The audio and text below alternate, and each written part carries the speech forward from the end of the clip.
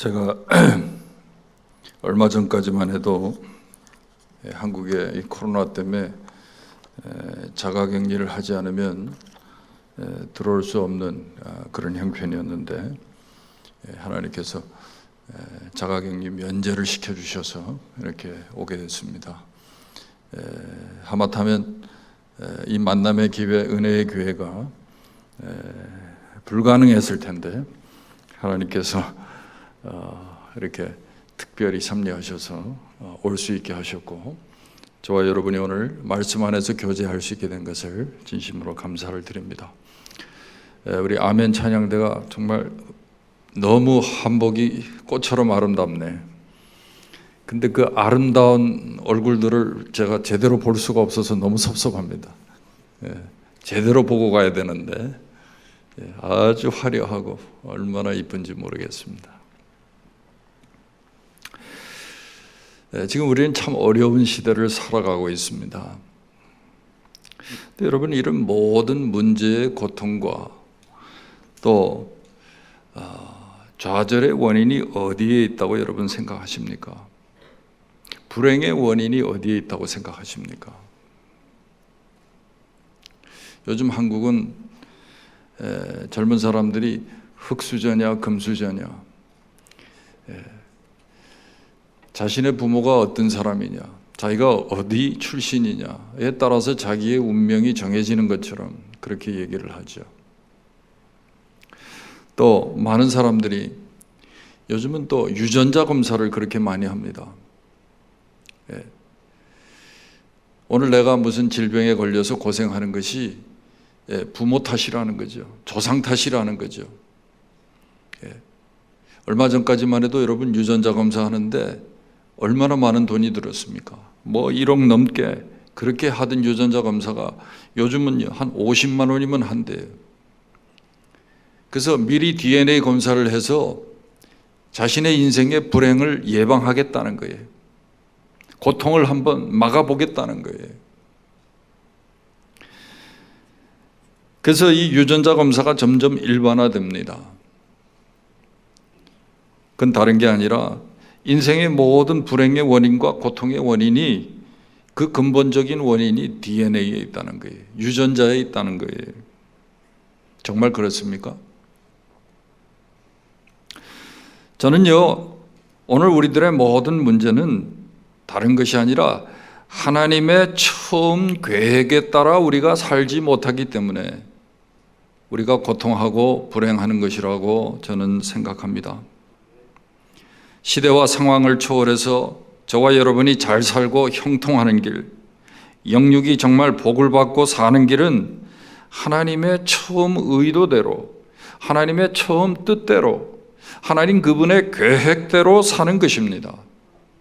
그리고 그것이 우리 인생의 목적이라고도 할 수 있을 것입니다. 유명한 릭 조이너 목사님은 그래서 이런 말을 했어요. 내 인생의 목적을 알기 위해서는 내 은사나 재능을 아는 것만으로는 충분하지 않다. 하나님께서 처음 우리를 창조하셨을 때 처음 가지셨던 그 본래의 의도를 우리가 알아야 한다 그랬어요. 하나님이 저와 여러분을 창조하실 때 처음 가지셨던 하나님의 의도, 하나님의 계획이 무엇일까요? 저는요, 그 하나님의 처음 의도와 뜻이 오늘 읽은 본문 말씀에 기록되어 있다고 저는 믿습니다. 그것이 뭡니까? 첫 번째는요, 하나님이 우리를 지으실 때 하나님의 첫 번째 의도, 처음 의도, 뜻은요, 여기 1장 26절에 하나님이 우리를 하나님의 형상대로 지으셨다는 데 있어요. 이게 뭐죠? 왜 하나님이 우리를 하나님의 형상대로 지정의를 가진 그런 인격적인 존재로 우리를 지으셨을까요? 뭐 여러 가지 대답이 있겠지만 단순히 여러분, 하나님은 저와 여러분을 하나님의 형상대로 지으신 의도가 있어요. 그건요, 하나님과 교제하며 살도록 하기 위해서 그렇게 지으셨다는 거예요. 그게 여러분 하나님의 창조의 의도예요. 하나님의 뜻입니다. 또 두 번째는 여기 보면 생육하고 번성하라, 땅에 충만하라고 했어요. 또 세 번째 보시면 하나님이 맡기신 동산, 그리고 땅을 다스리고 정복하라고 말씀하셨어요. 이게 하나님의 의도예요. 그래서 아담은요, 에덴 동산에 있었던 각종 짐승과 새들의 이름을 아담 자신이 이름을 지어줘요. 왜? 하나님이 그렇게 의도하셨고 명령하셨기 때문에. 맡기신 동산을 잘 다스리고 정복하라 그랬어요. 그게 하나님의 의도였어요. 근데 문제는 이 하나님의 처음 의도, 하나님의 이 처음 계획을 우리의 삶에 적용한다고 할 때, 특별히 우리의 신앙생활에 적용한다고 할 때 구체적으로 우리가 어떻게 적용해야 하느냐는 거예요. 첫 번째, 여러분, 하나님 우리를 지으실 때 하나님과 교제하도록 하기 위해서 우리를 하나님의 형상대로 지으셨다 그랬죠. 그렇다면 저와 여러분은 어떻게 살아야 합니까? 하나님과의 교제를 최우선순위로 삼는 삶을 살아야 돼요. 하나님과의 날마다의 친밀한 교제를 우리의 삶의 최우선순위로 우리가 두고 살아야 돼요. 다른 어떤 중요한 일보다 하나님과의 교제보다 더 우선될 수는 없다는 말입니다. 여러분, 왜 하나님과 교제의 삶이 그렇게 중요할까요? 왜 하나님이 무엇보다도 하나님과 교제하는 삶을 최우선하며 살도록 만드셨을까요? 요한복음 15장 5절에 보니까 저가 내 안에, 내가 저 안에 있으면 이 사람은 과실을 많이 맺나니 나를 떠나서는 너희가 아무것도 할 수 없습니다. 하나님과의 관계를 떠나서 하나님과의 교제 없이 우리는 아무것도 할 수 없는 존재라는 거예요. 아무것도 이룰 수 없다는 거예요. 그렇습니다. 하나님과의 친밀한 교제가 있어야 영적인 성장도 있고요. 그리고 우리의 인생의 부요함도 행복도 누릴 수 있는 거예요. 그렇다면 여러분, 하나님과의 교제가 어떻게 이루어질까요? 여러분, 하나님과의 교제가 어떻게 이루어집니까? 요한복음 15장 7절에 보세요. 너희가 내 안에 거하고 내 말이 너희 안에 거하면 무엇이든지 원하는 대로 구하라. 그리하면 이루리라.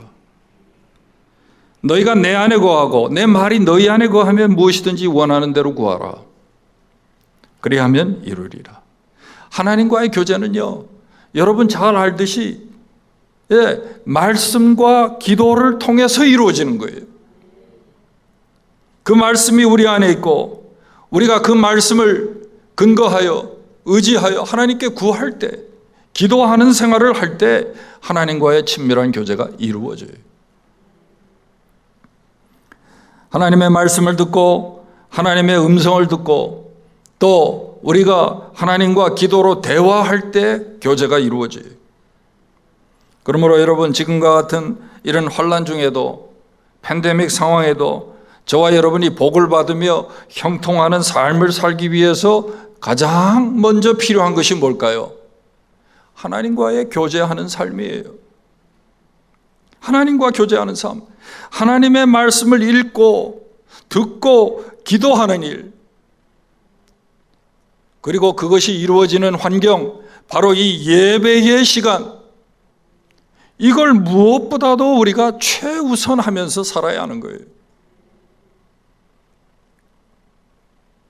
저는 놀랐어요. 오늘 저녁에 저녁 예배에 이렇게 많은 성도님들이 나와서 예배 드릴 거라면 상상을 못했습니다. 상황이 상황인 만큼. 여러분, 이게 얼마나 중요한 건지 몰라요. 할 수만 있으면 여러분, 우리가 모이기를 힘써야 돼요. 비대면 예배 드릴 수 있죠. 면역력이 약하거나 아프신 분들, 충분히 여러분 비대면 예배로 얼마든지 하나님 앞에 예배 드릴 수 있어요. 그러나 여러분, 할 수만 있으면 여러분 예배를요, 우리가 정말 대면 예배로 하나님 앞에 최우선 순위로 예배하는 일에 힘써야 되는 줄 믿으시기 바랍니다. 예? 원래 여러분 구약시대부터 성전에 올라가서 예배 드린다는 것 자체가 위험한 거였어요. 예루살렘 이 성전 자체가요, 시온산이라는 산 꼭대기에 있었어요. 여러분 계단 올라오기도 힘들어서 엘리베이터 타고 오시죠. 그런데 구약 성도들은요, 그 산에 올라가야 성전에 예배 드릴 수 있어요. 또 여러분 선한 사마리안 비유에서 알지만은, 예, 예루살렘에 갔다가 여리고로 내려가는, 예, 한 유대인이 어떻게 됩니까, 여러분? 강도를 만나지 않습니까? 예, 그만큼 위험했던 곳이에요. 하나님께 예배 드리는 것이 여러분 그렇게 쉬운 게 아닙니다. 아무 수고 없이 희생 없이 값을 치르지 않고 예배 드릴 수 있는 게 아니에요. 그런 것들을요, 여러분 얼마든지 우리가, 예? 충분히 우리가 감당해 내야죠.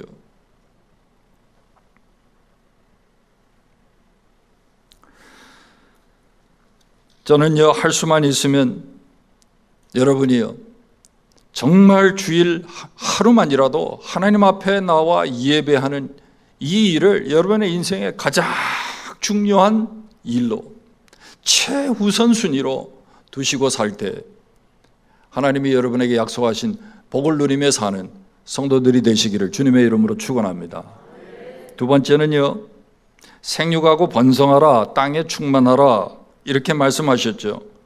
이게 무슨 의도일까요? 이건요, 계속해서 생산적인 삶을 살라는 거예요. 생산적인 삶을 살아야 한다는 거예요. 계속해서 열매를 맺고 또 열매를 맺기 위해서 성장하고 발전해야 한다는 것입니다. 왜 우리 주님께서 저와 여러분을 부르셨습니까? 택하셨습니까? 요한복음 15장 16절에 분명히 말씀하죠. 너희가 나를 택한 것이 아니요 내가 너희를 택하여 세웠나니, 이는, 이 말은요, 왜냐하면, 이런 말이에요.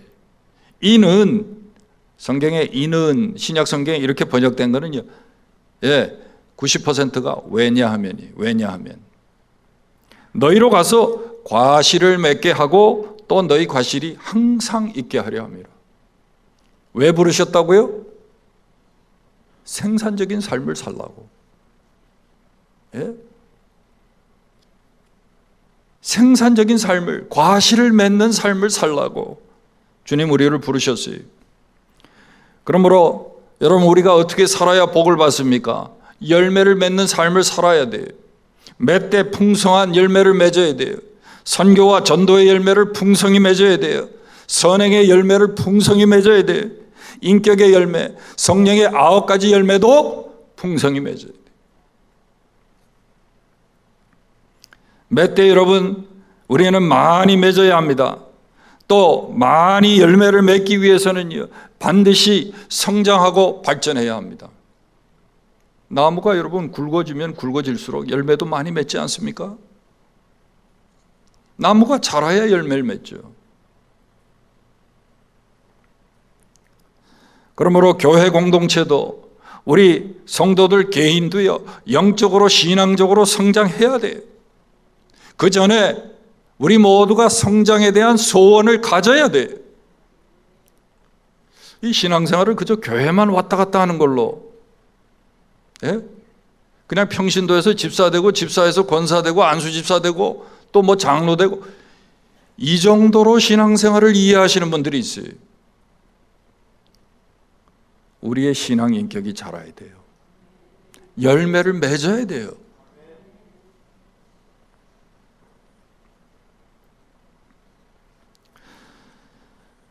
여러분, 우리가 성장에 대한 소원을 가지고요, 또 노력해야 합니다. 더 좋은 열매를 더 많이, 더 잘 맺기 위해서 우리가요, 신앙적으로 영적으로 날마다 성장해야 돼요. 참 이렇게 저는 주한교회 제가 몇 번을 다녀가지만 올 때마다 교회가 이렇게 사역의 지경이 넓어지고 지교회가 생기고 성도들이 이렇게 계속해서 증가하는 이런 일을 볼 때 얼마나 감사하고 참 이 교회가 얼마나 모범적인 교회인지 모르겠어요. 물론 목사님, 장로님들 헌신하시고 다 그러지만 여러분, 교회가요, 모든 성도들이 다 성장하고 발전해야 되는 거예요. 그게 진정한 교회 성장이죠.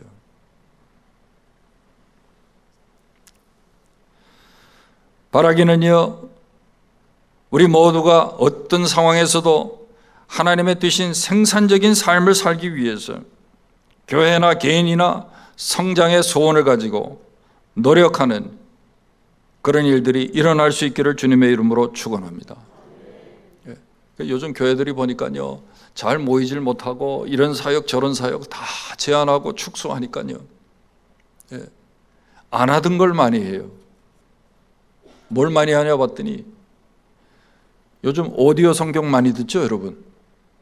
오디오 성경을 그렇게 많이 들으세요. 또 성경 읽기를 그렇게 많이 해요. 교회가 단체로 말이죠, 성경 필사를 그렇게 또 많이 하더라고요. 여러분, 무엇이라도 해야 합니다. 성경 공부 나오지 못하면 집에서라도 성경 듣고 필사하고 해서 여러분, 우리가 성장하려는 노력을 해야 돼요. 그래야 우리가 열매를 맺는 것입니다. 어떤 분들, 나는 나이가 많이 들어서 글도 잘 안 보이고 귀도 잘 안 들리고. 아니요, 시편 92편에 보세요. 의인은 종려나무같이 번성하고 레바논의 백향목같이 성장하리로다. 그는 늙어도 여전히 결실하며 진액이 풍성하고 빛이 청청하다 그랬어요. 여러분, 신앙생활에는요, 나이랑 상관없습니다. 연세 많이 드셨어도 성장할 수 있어요. 연세 많이 드셨어도 기력이 없어도 열매 풍성히 맺을 수 있어요. 이걸 잊어버리면 안 돼요. 저희 아버님이 올해 89세예요. 제가 외아들이자 장남이라 꼭 1년에 한 번씩은 다녀가는데 코로나 때문에 제가 못 왔어요. 이 면제 신청해서 허락 받자마자 제가 왔습니다. 많이 쇠약해지셨어요. 보니까 어디 다니시지도 못하고 그러니까. 그런데 여러분, 저희 아버님은요, 불과 2년 전만 해도, 코로나가 일어나기 전까지만 해도 세계 20개국을요 1년에 6개월 이상 해외 선교를 하면서 돌아다니시는 순회 선교사예요. 지금도 주일이면 한 번도 빠지지 않고 어느 교회든 가서 설교를 하세요. 그러니까 아무도 불러주지 않으면 저기 강원도 양구 이런 군인교회 가가지고요 5시간 6시간 시외버스 타고 가서 새벽같이 나가셨는데 밤늦게 들어오셔요. 설교하고 오시느라고. 그러면 설교만 하고 다니셔요? 아니, 지금도 보면요, 책상에 책이요, 새로운 서적이 늘 쌓여 있어요. 제가 올 때마다 보면 제가 모르던 책이 거기 잔뜩 쌓여 있어요. 무슨 신학서적만 보시는 게 아니에요. 그리고 계속 설교 원고에 그 여백에다가요, 뭐라고 그렇게 많이 그렇게 쓰세요. 그러니까 연세가 90이 다 됐는데도 아직도 불러요.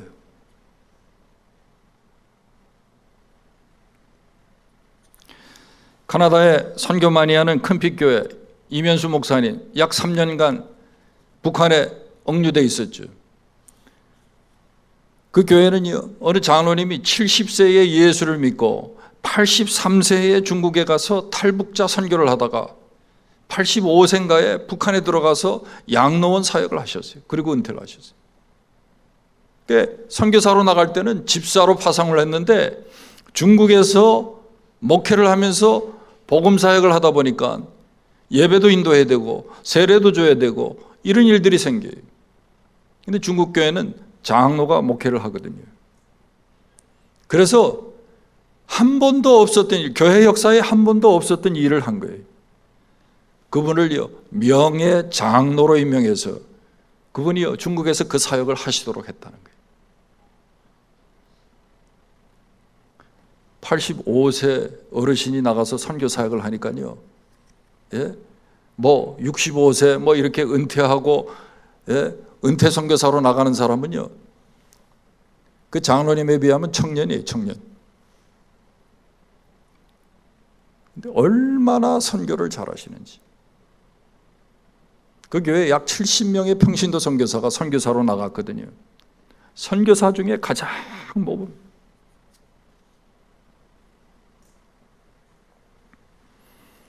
여러분의 교회도요, 정말 이렇게 늙어도 결실하며 진액이 풍성하고, 예? 정말 빛이 청청한, 계속해서 결실하는, 성장하는 그런 믿음의 일꾼들이 많이 배출될 수 있기를 주님의 이름으로 축원합니다. 마지막 세 번째는요, 하나님의 뜻대로, 하나님의 의도대로 살아야 우리가 복을 받아요. 근데 그 세 번째, 하나님 처음 의도가 뭘까? 오늘 본문에 보면요, 28절이에요. 28절. 다 같이 한번 읽겠습니다. 다시 한번. 하나님이 그들에게 복을 주시며 하나님이 그들에게 이르시되 생육하고 번성하여 땅에 충만하라. 땅을 정복하라. 바다의 물고기와 하늘의 새와 땅에 움직이는 모든 생물을 다스리라 하시니라. 그 제일 마지막 부분. 하나님이 내게 맡기신 동산을 다스리고 정복하는 것이 하나님의 처음 계획이고 의도예요. 하나님이 여러분에게 맡기신 동산이 무엇입니까? 예. 하나님이 여러분에게 뭘 맡기셨어요?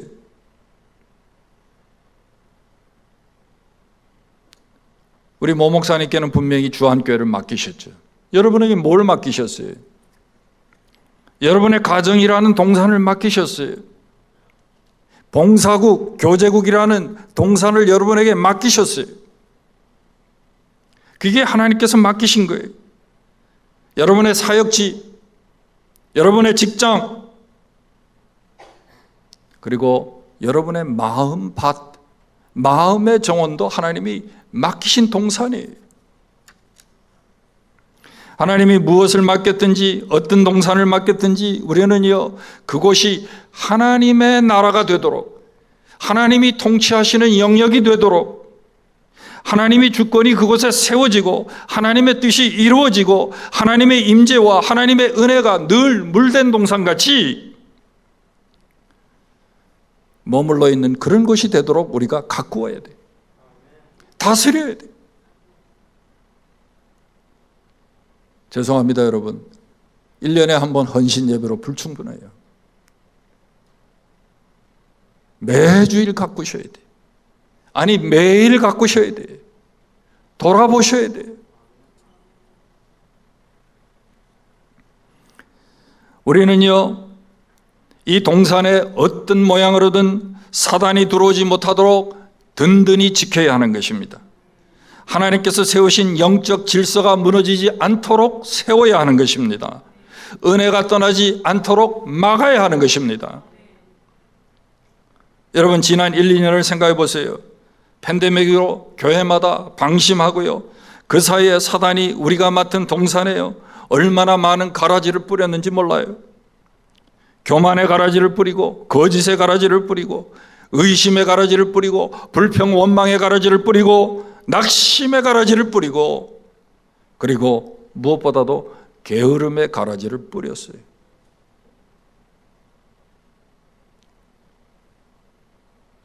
한동안 여러분 새벽 기도도 못하고, 그러다가 새벽 기도 하려니까 얼마나 힘듭니까?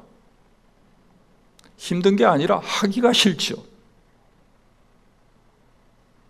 사단이 우리의 마음에 게으름의 가라지를 뿌린 거예요. 이렇게 여러분, 사단이 가라지를 뿌릴지라도 우리는요, 부지런히 우리가 맡은 동산을 살펴서 그 가라지를 제거해야 돼요. 잡초가 자라지 않도록 해야 하는 거예요. 여러분, 그렇게 하는 것이 우리가 하나님께 복을 받으며 사는 방법이에요. 비결이에요. 무엇보다도 저와 여러분이 맡은 동산 중에 가장 철저히 다스려야 할 동산이 무엇일까요? 그건 다른 게 아니라 내 마음의 동산이에요. 내 마음밭이에요. 내 마음에 먼저 그리스도의 나라가 이루어져야 돼요. 하나님의 주권이 세워져야 돼요. 그분이 왕이 되셔야 돼요. 그리고 그분의 소원과 뜻이 이루어져야 돼요. 성경은 말합니다. 잠언 16장 32절에 자기의 마음을 다스리는 자는 성을 빼앗는 자보다 나으니라 했어요. 25장 28절에 자기의 마음을 제어하지 아니하는 자는 성읍이 무너지고 성벽이 없는 것 같으니라. 예? 일 많이 하는 게, 벌리고 하는 게 중요한 게 아니라 하나님이 내게 맡겨주신 마음의 동산부터 잘 다스려야 돼요. 예? 좋은 아파트 가서 여러분 집 평수 늘리고 사는 게 그게 우선순위가 아니고, 가정이 행복하고 복을 받으려면, 자녀 손이 잘 되려면 그 가정, 하나님 맡겨주신 그 가정 동산이요 잘 관리되고 다스려져야 돼요. 근데 그게요 마음밭을 잘 관리할 때 그것도 이루어지는 거예요.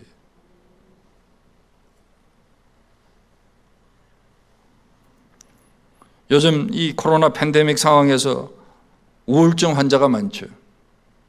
예? 미국에도 보면 갑자기 이 죽는 사람이 많은데, 이 갑자기 죽는 사람들이요 노인들보다 젊은 층이 더 많다는 거예요.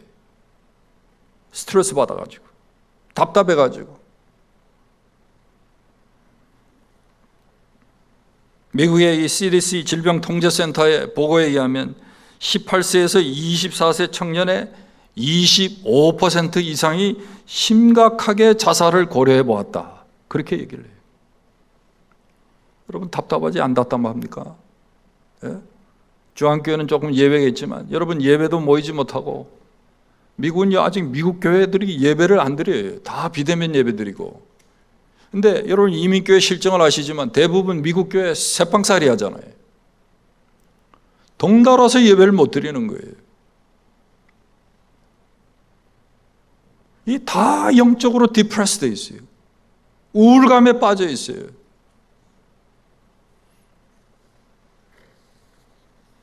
여러분, 우리가요 정말 하나님의 은혜 안에 늘 거하는 삶을 살기 위해서는요 우리의 마음 동산에 하나님의 은혜가 먼저 임해야 돼요.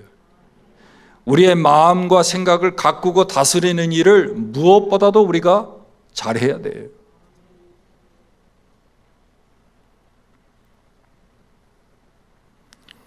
모르겠습니다. 사춘기의 청년들은 사춘기라고, 그리고 익스큐즈하고 변명하고, 뭐 여자분들은 갱년기라고 변명하고, 막 신경질 내고 그러죠. 안 하던 사람이 갑자기 그냥 호르몬이 바뀌어가지고, 그렇죠? 평생 뭐 소리 한 번 안 지르던 분들이 말이죠 막 남편한테 애들한테 소리 질러대. 근데 그게 여러분 익스큐즈가 됩니까? 변명이 됩니까? 뭐 남자들도 또 그래요. 사춘기래, 사춘기.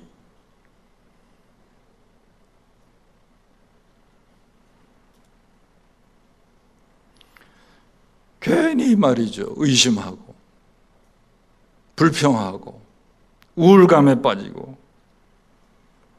여러분 엘리야를 보세요. 엘리야가 그렇게 열정적으로 일하다가도 한 번 우울감에 빠져가지고 하나님의 능력과 하나님의 사랑과 하나님의 계획을 의심하니까요 아무것도 못하잖아요. 그냥 죽었으면 좋겠다. 위대한 선지자도 마찬가지. 오늘 저나 여러분이나 하나님이 우리에게 맡겨주신 이 마음의 동산을 우리가 제대로 관리하지 못하면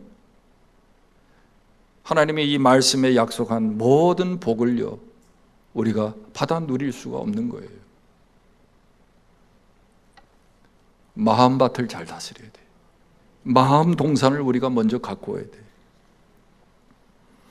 하나님의 나라 확장, 복음으로 땅을 정복하는 일, 민족과 열방을 축복하는 일도 여러분 다른 데서 시작되는 게 아니라 내 마음에서부터 시작되는 거예요. 하나님의 나라가, 하나님의 주권이 내 안에 먼저 세워지고 또 하나님의 소원이 내 안에서 먼저 이루어져야 되는 거예요. 그래야 여러분 우리가 땅끝도 가는 거예요. 예? 우리의 마음그릇이 먼저 넓어져야 우리의 사역의 지경도 넓어지는 거예요. 왜 그런지 아세요? 마음의 지경이 넓어져야 기도의 지경이 넓어질 거 아니겠어요? 그 다음에 사역의 지경도 넓어지고 땅끝도 가는 거예요. 그냥 뭐 으쌰으쌰 한다고 예? 열심만 가지고 여러분 땅끝 가는 게 아닙니다. 내 안에 먼저 하나님의 소원, 하나님의 뜻이 이루어져야 돼. 그분의 주권이 세워져야 돼. 그게 어떻게 이루어져요? 내 마음밭을 다스릴 때.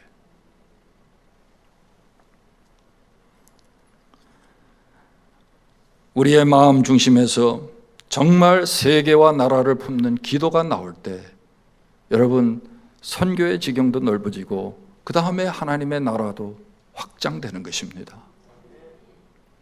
여러분 그런 삶을 이루어가기 위해서, 그런 삶을 이루도록 하기 위해서 우리에게 필요한 게 뭐예요? 하나님이 의도하신 삶의 원리대로 사는 겁니다. 오늘 이 말씀에 기록되어 있어요. 하나님이 처음 의도하신 그 뜻대로 우리가 사는 것입니다. 하나님과의 교제를 최우선하고 정말 열매를 맺는 생산적인 삶을 살고, 그리고 무엇보다도 하나님이 우리에게 맡기신 동산 잘 다스리고 정복해 나가면서 그때 하나님께서 우리에게 약속하신 은혜의 복이 임하는 줄 믿습니다. 이런 은혜와 복을 저와 여러분이 풍성히 누리시는 그런 복된 삶을 사시기를 주님의 이름으로 축원합니다. 기도하겠습니다. 하나님 아버지 참 감사합니다. 이렇게 힘들고 어렵고 위험한 상황 가운데서도 예배하는 삶을 우선하게 하시고 하나님이 맡겨주신 우리의 사역의 동산 아버지 잘 관리하고 잘 섬기기 위해서 이 저녁에도 성도들이 나와 하나님 앞에 예배하게 하신 것 감사합니다. 주신 말씀을 마음에 잘 새기게 하시고 하나님이 의도하신 대로 살아 다 복을 누리며 땅을 지배하는 승리자들이 다 되도록 하나님 복을 허락해 주시옵소서. 예수님의 이름으로 기도하옵나이다. 아멘.